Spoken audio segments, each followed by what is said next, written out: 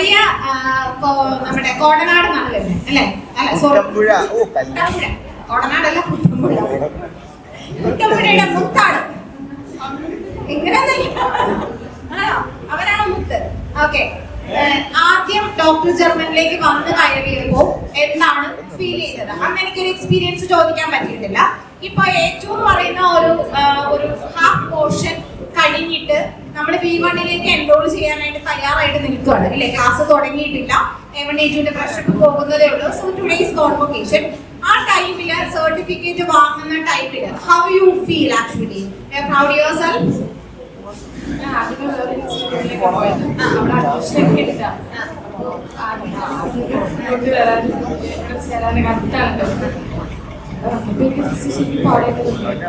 Arshan sir ഒരുപാട് സഹായം ചെയ്തു.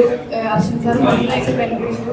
അതുപോലെ തന്നെ ടീംസ് രാത്രി ഹോസ്റ്റലിലാണെങ്കിലും റൂംസ് എടുക്കാനും ടീംസ് പറഞ്ഞു തരും.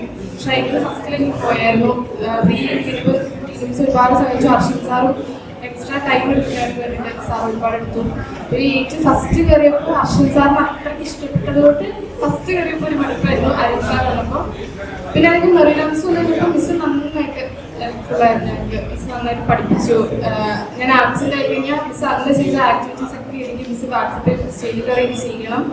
മിസ്സിന് ഞാൻ മോഡൽ എഴുതിയില്ലായിരുന്നു. മിസ് മോഡലിൻ്റെ ക്വസ്റ്റ്യൻ പേപ്പർ എല്ലാം മിസ്സിൻ്റെ വാട്സപ്പിൽ അയച്ചിട്ട് ഇത് ചെയ്യണം, ചെയ്ത് പഠിക്കണം പറഞ്ഞു.